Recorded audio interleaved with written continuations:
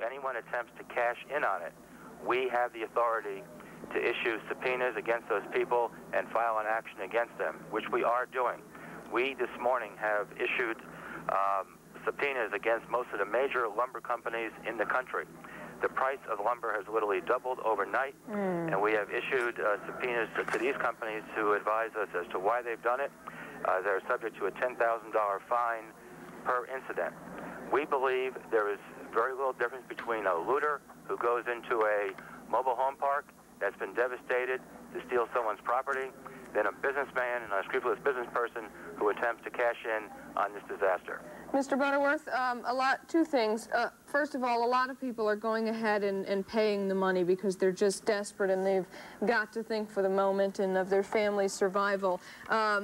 So if somebody pays $5 for a bag of ice, can they still do something about it even though they've basically gone along with this? I mean, do you want them to get the names of the people if they can? Or? Most definitely. That's a very, very good question, because many people, if they have $5 in their pocket and their family needs that bag of ice, they're going to pay it. Right. Give us, take the information such as where the location of the business is. A lot of it is fly-by-night off of a U-Haul truck. Some of it is at a business location. Get the name of the business, the location. Call us up at, in Broward County, 985-4780. If they're outside the calling range, call collect. We're probably violating some state procedure, but we'll accept the collect call. And what about people who say, well, you know, I had to get a truck and I had to hire some people and I went all the way to Jacksonville and I bought all this stuff and I'm overcharging just because I deserve to recoup at least my initial costs. Are these people? We'll be the judges of that. If the person felt as if they got ripped off, they may very well feel that paying $1.50, as they were in Florida City yesterday for a dollar bag of ice, was appropriate.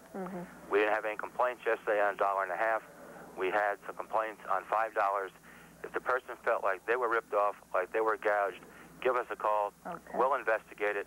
We'll serve the subpoena immediately. We already have it worked out with the Broward Sheriff's Office as well as people in Dade County to serve subpoenas immediately.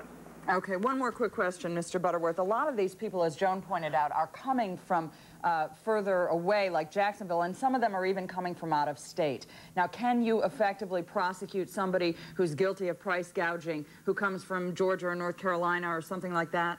Most definitely. In fact, a number of the lumber companies that we are going after right now are out-of-state companies, such as Georgia Pacific, which might be the largest.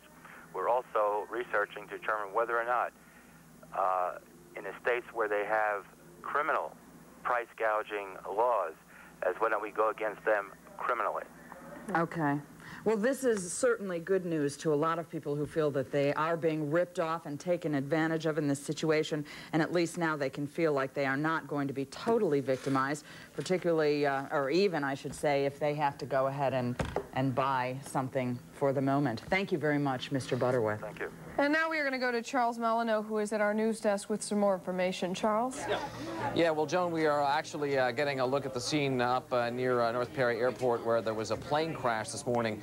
The crash of a plane that was apparently carrying relief supplies. As you can see right here, it went right into the roof of a house. This was a twin-engine Cessna, and reports from the scene say that there were 3 people on board, and now we have reports 3 people injured. We do not have any reports as to whether or not anybody actually died in the accident, although very obviously that is a distinct possibility. The plane reportedly took off from the airport. It was part of a 3-plane caravan loaded with relief supplies headed down south into areas devastated by Hurricane Andrew.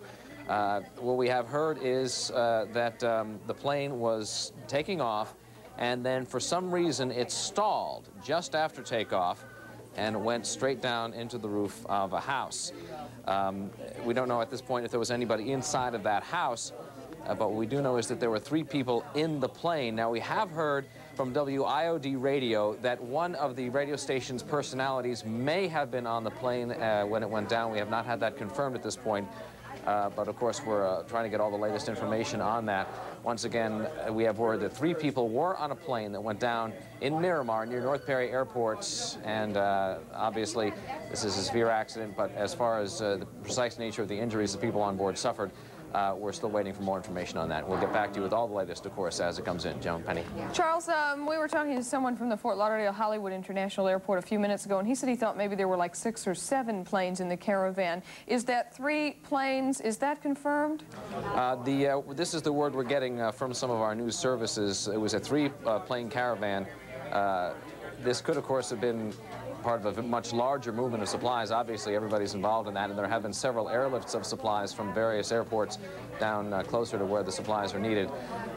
What we have here is 3. Okay. It could very well have been more. Okay, thank you very much. Charles Molyneux from our news desk. Okay, I just wanted to ask Charles one more question, Joan, if I might. Charles, are you still there? Still here. We also have a discrepancy on the number of injuries. We know there were 3 people on the plane. You indicated all 3 were injured, and the person we talked to before indicated only 2 were injured. Well, he didn't know about the 3rd one. Oh, okay, yeah. Well, we're kind of curious about that, if you could check and get back to us. Yeah, 3 people were involved. 2 were injured. If any of those were killed, I imagine that would be included under injured until we had something more precise on that. Okay, I'm sorry if I misunderstood what you said, just trying to clarify it. We'll get back to you, Charles. Thanks. Okay, you know, a lot of the problems that people have been having, or will be having, I guess I should say, this is something that's going to come up more and more, is a problem with people getting ill because they're dehydrated or they've been drinking water, whatever they can get their hands on that's not necessarily good water. We've been telling people, of course, to boil their water in Dade County, but a lot of people don't have electricity. Maybe they don't have access to chlorine bleach, and they're absolutely desperate, so they're drinking whatever they can. This is going to be a very serious problem in our community. And Marilyn Mitzel, our medical reporter, put together a story on it. Let's take a look. Dirty water, raw sewage, garbage, and rotten food. These are some of the sanitation problems many South Dade hurricane victims are living in. Bacteria from all of this can lead to illness, in particular, dysentery, otherwise known as severe diarrhea. It's usually not anything that's disastrous or life-threatening, but it makes a person dehydrated. It's certainly very difficult to deal with for people who have no homes. And the prevention is truly, truly paying attention to hand washing. Washing hands after going to the bathroom and before eating is a must. Drink only pure water, even to brush your teeth. Symptoms are flu-like and can usually be treated with over-the-counter medication like kaopectate or Pepto-Bismol. But if it gets worse, you may need to see a doctor. In anticipation of this, Jackson Memorial Hospital has already ordered extra medicine for dysentery. Another concern is tetanus, which can lead to lockjaw. A lot of people are doing cleanup work in their yards. In the process, they're getting cut or stepping on rusty nails. If that happens and you haven't had a tetanus shot in the last 5 to 10 years, you should probably get one. The bottom line, be careful. Need people to realize, take a good look at themselves and see how much stress they're under right now. We're seeing people do silly things, simple accidents that were easily preventable, but everyone's tired. They've been working hard. Again, doing some things that lead to injuries that could have been avoided. As cleanup work begins, the accident rate